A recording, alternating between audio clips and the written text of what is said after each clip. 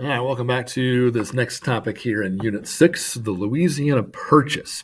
So in our last topic, we discussed about Jefferson becoming the third president of the United States, about how some Federalist policies he got rid of, some that he kept, such as the National Bank, even though he said it was unconstitutional, he kind of realized, oh, this bank actually is benefiting the country after all. I was wrong. So next up here, looking at this map of 1800. So this is the current state of America going into that election between Adams and Jefferson. And one key component to the country is this western land. So Indiana Territory, Northwest Territory, which will become Ohio, Kentucky, Tennessee, whatever we're going to do with this area that was part of Georgia, and the Mississippi Territory. Remember, going back to the American Revolution, the United States owns or controls all the land westward towards the Mississippi River. And this is a major thoroughfare. Again, in this time period, main mode of transportation is through water because it's the quickest way to get from point A to point B. There's no roads, there's no cars yet. So using the Mississippi River is very crucial. One key component to the Mississippi River is the port city of New Orleans. It's the gateway into the Mississippi River. So people living here in the back country of the United States, they rely heavily on the Mississippi River. Well, we had an issue before where Spain was limiting our access to New Orleans. Here now, France, we see on this map, France now has reclaimed this territory for itself. So they're in possession of New Orleans. So to avoid a potential issue with this and be able to control the trade on that river, Jefferson comes up with a plan. How can I gain control of New Orleans?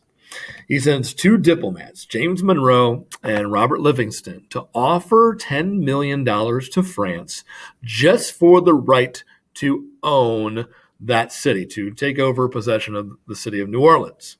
Well, at the time, Napoleon Bonaparte is the leader of France, which we briefly saw that happen last unit with the French Revolution and the Reign of Terror. Napoleon's in charge, and he says, hey, you know what?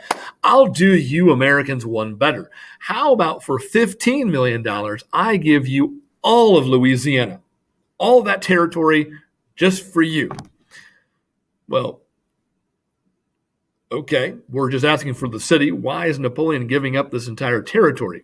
This, in the grand scheme of world history, in his war in Europe, Napoleon is beginning to lose the conflict against the European allies that are fighting him. The war is going against him. He's strapped for money. He needs cash because basically he's broke. So he figures, hey, they're offering me $10 million. I don't need to worry about this colony in North America right now. I got my own problems in Europe. I'm just going to sell it, get rid of it. You guys can have it. Well, the issue then for Jefferson is, where in the Constitution does it say that America can buy land from another country? It's not written there. So does that mean it's constitutional? Is he allowed to do it? Is it a Congress thing? Or can the president decide this? Well, he goes ahead, he's accepting the offer from Napoleon and purchases Louisiana, effectively doubling the size of the United States of America. Because we just saw all of this was the United States right here. Now suddenly, whoop, all of this is now part of the United States of America. Hey, he went ahead and did it, even though he didn't really know if he legally could do so. So we buy at Louisiana Purchase.